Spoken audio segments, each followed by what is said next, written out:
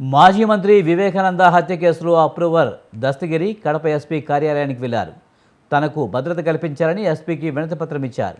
గతంలో ఉన్న భద్రతనే ఇప్పుడు కొనసాగించాలని అందులో కోరారు. వివేక హత్య కేసులో సాక్షులు చనిపోతున్నందున రక్షణ కల్పించాలని పేర్కొన్నారు. కూటమి ప్రభుత్వం తనకు న్యాయం చేస్తుందని ఆశిస్తున్నట్లు వివరించారు. ఇక దీనిపై మరింత సమాచారాన్ని మా కరెస్పాండెంట్ శ్రీకాంత్ అందిస్తారు. శ్రీకాంత్, వివేకానంద హత్య కేసులో అప్రూవర్ దస్తగిరి ఎస్పీ కార్యాలయానికి వెళ్ళినట్టు తెలుస్తుంది. పూర్తి సమాచారం ఏంటి?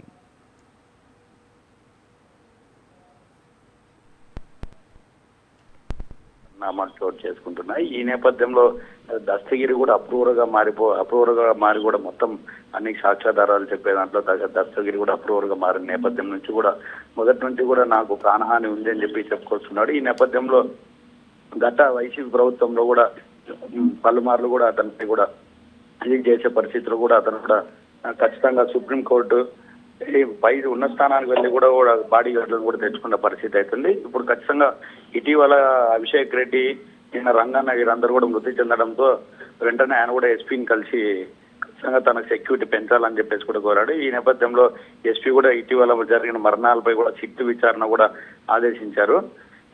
ఈ పరిణామాల మధ్యలో కూడా ఖచ్చితంగా దస్తగిరికి అయితే సెక్యూరిటీ కావాలని చెప్పేసి దస్తగిరి అడగడం వెంటనే కూడా దీనికి సంబంధించి ఎస్పీ కూడా సానుకూలంగా కూడా స్పందించారనే Vijay. Right, thank you Srikanth.